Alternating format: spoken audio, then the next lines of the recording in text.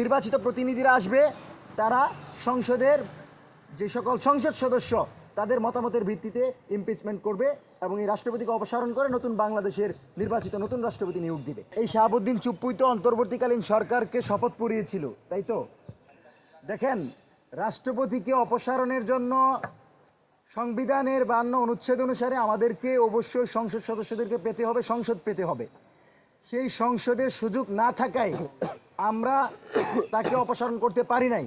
এখন যেহেতু নির্বাচিত প্রতিনিধিরা আছেন, যারা বাংলাদেশের জনগণের ভোটে নির্বাচিত প্রতিনিধি, সেই প্রতিনিধিরা যদি অনাস্থা দিয়ে 2/3 মেজরিটি দিয়ে অভিশংসন করতে পারে, তাহলে বাংলাদেশের জনগণের পক্ষ থেকে হবে এবং জনগণের প্রতিনিধিরাই করবে এবং সবচেয়ে গ্রহণযোগ্য হবে এবং সংবিধান লঙ্ঘনের কোনো বিষয় স্পষ্ট থাকবে না।